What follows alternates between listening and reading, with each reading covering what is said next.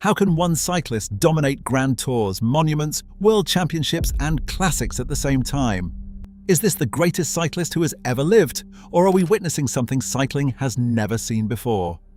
In the small village of Komenda, just north of the capital Ljubljana, this landscape was more than just a backdrop, it was an active playground. Here on September 21, 1998, Marjeta and Mirko Pogačar welcomed their son, Tadej.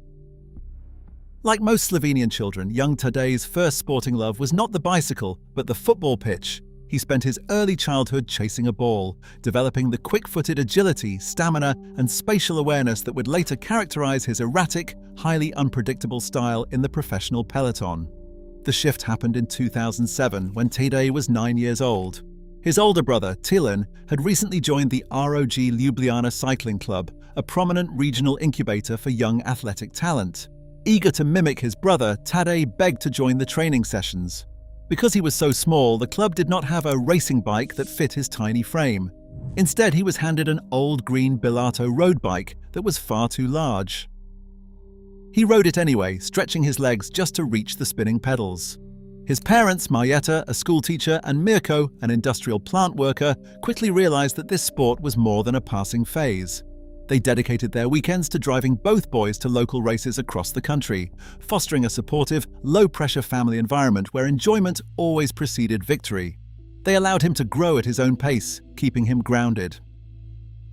The rugged terrain of Slovenia, with its grueling mountain passes and unpredictable alpine weather, became Tadej's natural training ground. Under the guidance of local coaches at ROG Ljubljana, he began to learn the fundamentals of racecraft on the very roads that had forged earlier generations of Slovenian sports legends. This was not the story of a heavily engineered, high-tech prodigy, but of a boy who simply loved to ride his bike, chasing his older brother up the steep hills of his homeland. The raw physical capacity was there, quiet and undeveloped, waiting for the spark that would soon shock the cycling world. Before the global spotlight found him, the early races in the Slovenian junior ranks served as quiet trials of character. Pogačar was often smaller than his rivals, occasionally dropping out of the lead group or facing tactical defeats that would break other young riders. But coaches noticed an unusual emotional discipline. He did not throw tantrums or obsess over lost podiums. Instead, he simply returned to training with a quiet, unbothered smile. This emotional resilience deepened through a relationship that began at a teenage training camp in Ljubljana. There, a 15-year-old Tadej met Urška Zigart, a fellow Slovenian cyclist. Over the years, their bond developed into a necessary balance against the heavy pressures of the professional peloton. When physical exhaustion and mental fatigue threatened to derail his focus during a grueling 3-week race, Zigart was the one who quietly convinced him to stay, anchoring him to his long-term goals. This partnership allows him to maintain an almost eerie composure in a sport defined by panic. Where other champions display nervous energy, Pogačar projects a relaxed, almost casual confidence. Yet beneath the easygoing public persona lies an uncompromising self-belief and a quiet leadership style that commands loyalty from teammates without the need for shouting. But superstardom brings its own exhausting weight. The constant public scrutiny, combined with unending media pressure to compare him to historical legends, has created a visible weariness. Pogačar openly pushes back against this narrative, noting that nobody likes to be compared to someone else all the time. For a rider trying to stay grounded, the true motivation remains far simpler. The pure, uncomplicated joy of riding a bicycle, protected behind the closed doors of a quiet life.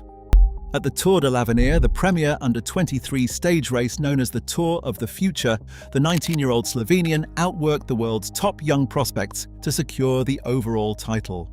Weeks later, he claimed the Junior Road World title in Europe. These back-to-back victories proved his physiological ceiling was remarkably high, showing a talent ready for the immediate jump to the highest tier of the sport. UAE Team Emirates recognized the potential, signing him to a professional contract for the 2019 season. Most neo-pros face a steep learning curve, spending years adapting to the extreme speed and distance of the World Tour. His adaptation took mere months. In May 2019, he lined up at the Tour of California against seasoned Grand Tour veterans. On the grueling high-altitude slopes of Mount Baldy, he matched every acceleration from the favorites before launching his own winning sprint. By defending the leader's jersey to the final finish line, he became the youngest rider ever to win a UCI World Tour stage race, aged 20 years and 263 days. He bypassed the slow, calculated entry process typical of the professional ranks, executing an immediate takeover of elite races. Later that season, he started his first Grand Tour at the Vuelta a España, securing 3 individual stage victories and finishing third overall on the final podium in Madrid. He bypassed the traditional developmental years, proving that his raw physical engine, built on the steep roads of Comenda, was already mature enough to dominate the global peloton. The transition from a quiet prospect to a world-class force was absolute.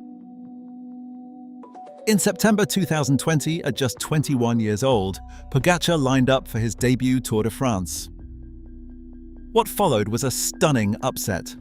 On the penultimate stage at La Planche des Belles Filles, he overturned a 57-second deficit in an uphill time trial, riding into Paris in the yellow jersey while simultaneously claiming the mountains and young rider classifications.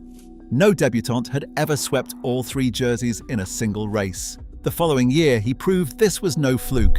He defended his title in 2021 with absolute authority, repeating the triple jersey sweep and establishing himself as the undisputed leader of the peloton. But the path to historic greatness is rarely a straight line. In 2022 and 2023, Pogacar faced his first major setbacks, finishing runner-up twice to Jonas Vingegaard. These consecutive defeats did not diminish his standing. Instead, they sharpened his resolve and forced a dramatic evolution in his training and racing. He rebuilt his approach, returning in 2024 to target one of cycling's most grueling feats, the Giro Tour double. In his Giro d'Italia debut that May, he put on a clinical performance. He claimed 6 stage victories and finished 9 minutes and 56 seconds ahead of the runner-up, securing the largest winning margin the Italian Grand Tour had seen since 1965. Barely a month later, he returned to France, reclaiming the yellow jersey to complete the rare double. This initiated a relentless run of victories. A 4th Tour de France title in 2025 was followed by a 5th in 2026, where he won 5 stages and finished more than 6 minutes clear of the competition. At just 27 years old, Pogacar became the youngest rider in history to join the legendary 5-time Tour Club, alongside Jacques Anquetil, Eddy Merckx, Bernard Hinault and Miguel Indurain. Combined with his early podium finish at the Vuelta a España, this verified Grand Tour timeline established a sustained peak of dominance, proving a level of physical durability and athletic longevity that the sport had not seen in decades. Grand Tour dominance represents only half of the historical equation. The true measure of an all-terrain legend lies in the single-day classics, races where tactical errors are fatal and there is no tomorrow to claw back lost time. By 2026, the Slovenian had amassed 13 monument victories, conquering the climbs of Liège-Bastogne-Liège, the chaotic streets of Milan-San Remo, the steep bergs of the Tour of Flanders, and 5 consecutive editions of Il Lombardia. Even a severe crash at the 2023 Liège-Bastogne-Liège did not halt his momentum. He rebounded to capture the Tour of Flanders that same spring. His versatility extends to terrains that defy his lightweight climbing frame. In 2025 and 2026, he finished second at Paris-Roubaix, proving he could battle the brutal cobblestones of northern France alongside classic specialists who outweighed him by 10 kilograms. This capacity to compete across every profile of the sport extends to the international stage. At the Tokyo 2021 Olympic Games, he secured a bronze medal in the road race, finishing just behind Richard Carapaz and Wout van Aert. While fatigue management forced his omission from the Paris 2024 Olympic Games following a grueling Giro Tour double, his focus quickly shifted to world dominance. Having earned bronze medals at the World Championships in 2021 and 2023, he captured his first elite rainbow jersey in 2024. The following year, at the 2025 World Championships in Kigali, he executed a spectacular title defense. He launched a solo attack 66 kilometers from the finish line, riding alone to secure back-to-back world road race titles. It is this rare breadth, the ability to win 3-week stage races in July, sprint for victory on cobbled farm tracks in April, and execute historic long-range solo raids in autumn, that separates him from almost every contemporary rival. He is not merely a Grand Tour specialist, but a complete cyclist capable of winning any race on the calendar. He is not a rider who simply waits for the final sprint or relies entirely on a calculated team train. Instead, Pogacar's tactical signature is a rare combination of meticulous patience and sudden, violent acceleration, executed when his rivals are at their absolute limit. This combination of flat road power and climbing efficiency was laid bare on stage 20 of the 2020 Tour de France. Entering the 36-kilometer uphill time trial at La Planche de Belleville, Pogacar faced a 57-second deficit to fellow Slovenian Primož Roglič. While Roglič rode a standard defensive race, Pogacar maintained a blistering pace, switching to a lightweight road bike for the final, steep slopes. By the summit, he had not only erased the gap, but won the stage, overturning the general classification. It proved that elite time trial strength and pure climbing power could coexist in a single athlete. A year later, on stage 17 of the 2021 Tour, he delivered another definitive climbing statement on the Col du Portet. Rather than launching a reckless long-range move, Pogacar allowed his team to establish a punishing tempo, wearing down his rivals over 40 minutes of sustained effort. With 3 kilometers remaining at an elevation where oxygen is scarce and decision-making is clouded by extreme fatigue, he struck. The sudden injection of power, estimated at over 6.5 watts per kilogram, immediately fractured the lead group, leaving Jonas Vingegaard and Richard Carapaz struggling in his wake. Pogacar's edge lies in this ability to read the physical state of the peloton.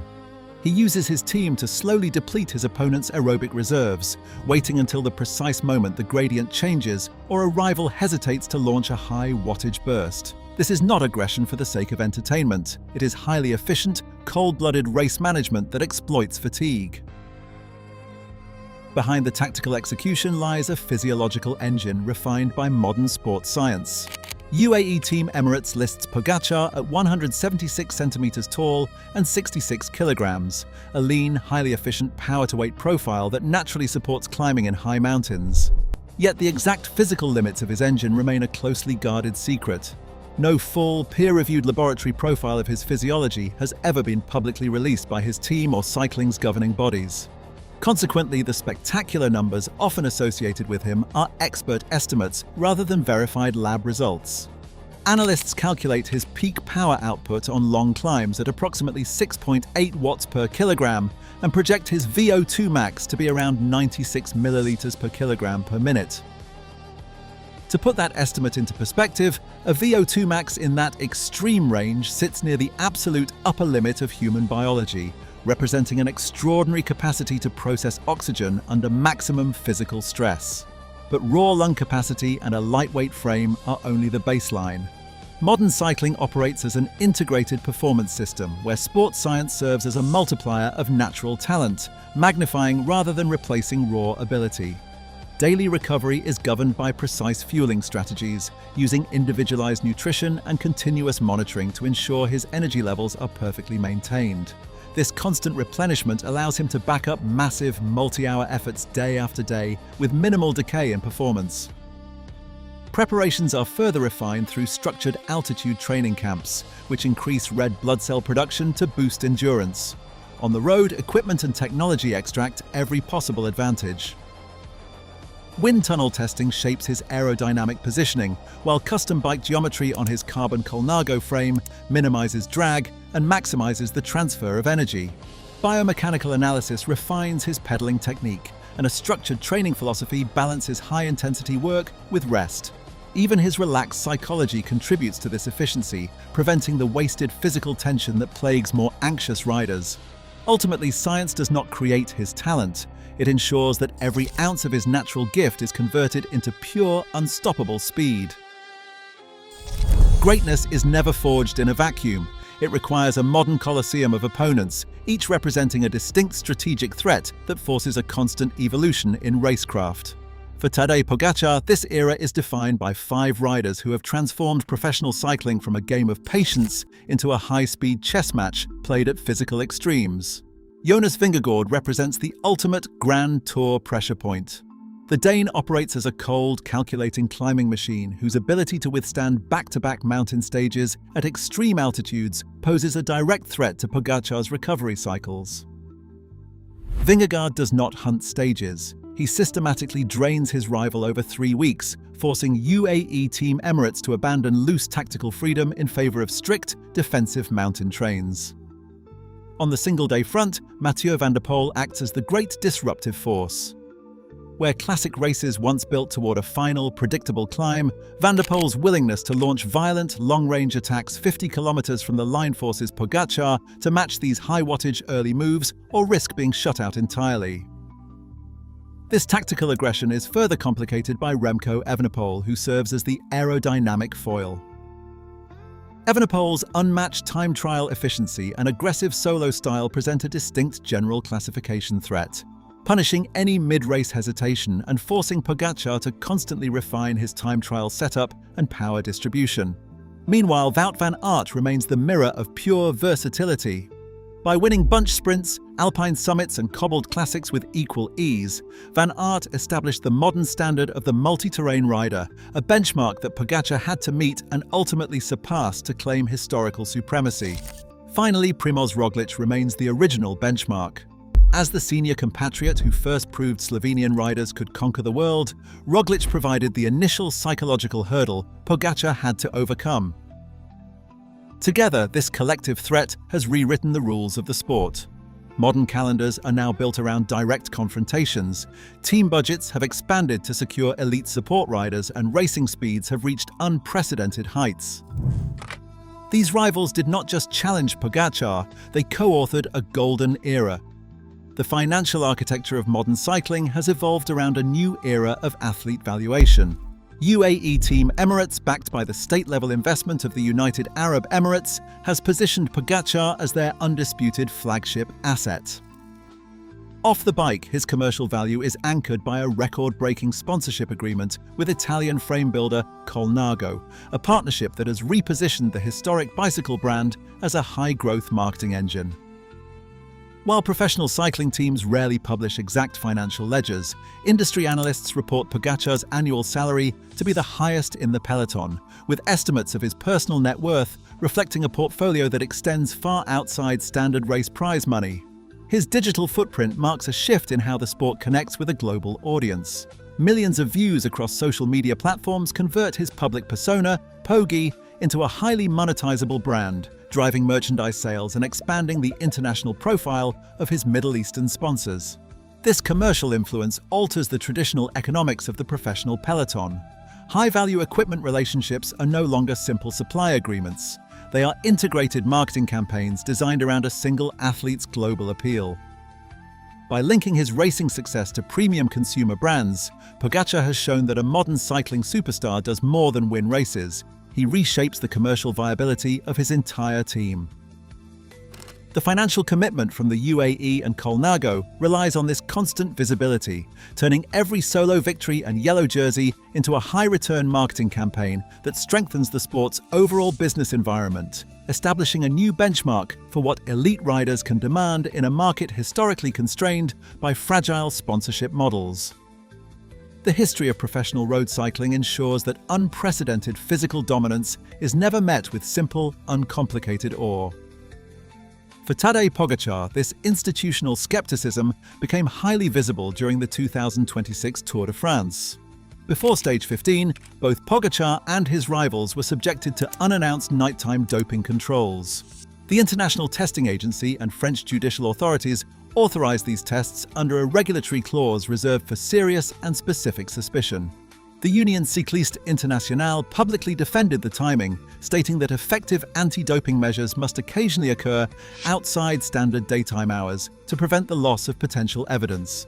Pogacar expressed clear frustration with the disruption, describing the pre-dawn wake-up calls as inhumane and very strange, noting that he had to get up at 6 every morning just to check if testers were waiting at his door. Yet he ultimately accepted the protocols, stating that if it was necessary to prove he was riding clean, he would cooperate fully.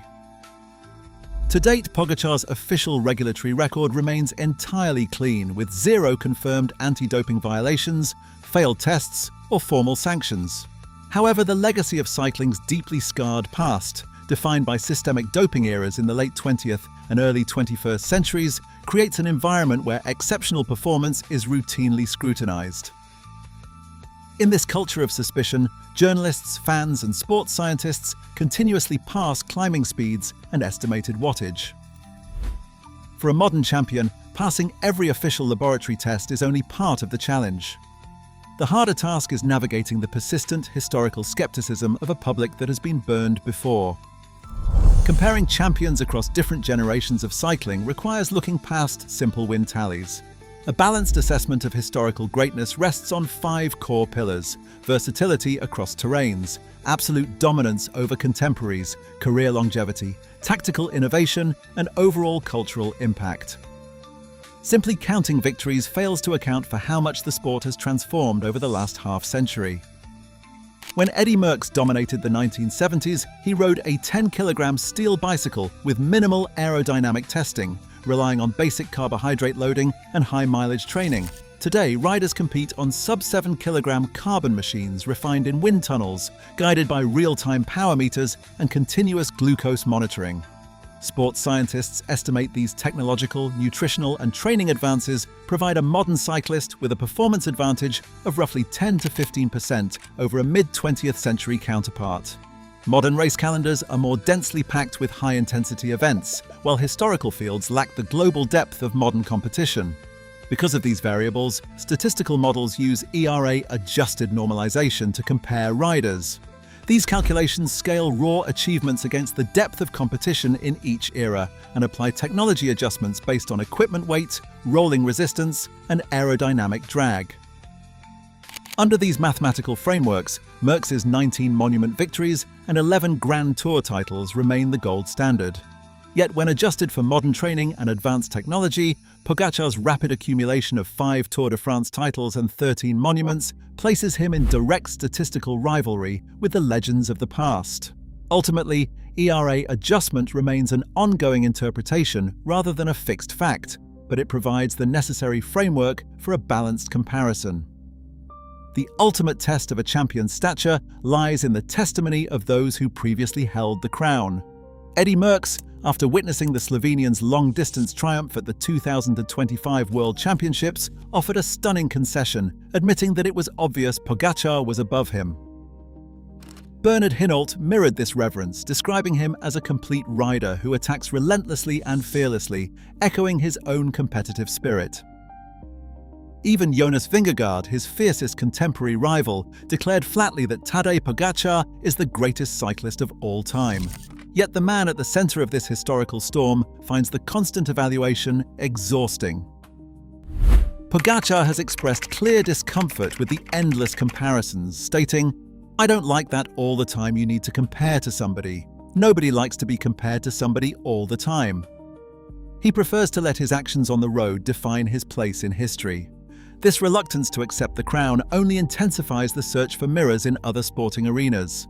The sheer inevitability of his victories has forced observers to look outside of cycling, using the vocabulary of era-defining dominance.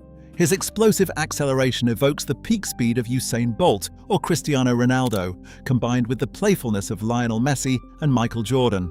His physical durability and relentless hunger for victory draw comparisons to the era-spanning dominance of Novak Djokovic, Roger Federer, and Rafael Nadal, while his clinical efficiency in Grand Tours shares a psychological DNA with Max Verstappen or Michael Schumacher.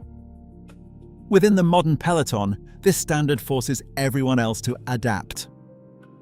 Multidiscipline stars like Tom Pidcock must recalibrate their seasonal targets, while rising prodigies like Isaac Del Toro find themselves studying a masterclass in real time. Pogacar stands atop a historical ladder that stretches past Peter Sagan, Alberto Contador, Chris Froome, Miguel Indurain, Jacques Anquetil, and Fausto Coppi, reaching toward the absolute peak of modern athletic achievement. We no longer have to search archives to find cycling's golden age. We are living in it. Right now, every mountain summit and modern milestone rewrites the record books in real time. Pogacar's true legacy won't be decided by how he compares to legends of the past, but by how far he pushes the limits of the future. Is he already the sport's ultimate peak? Let us know in the comments.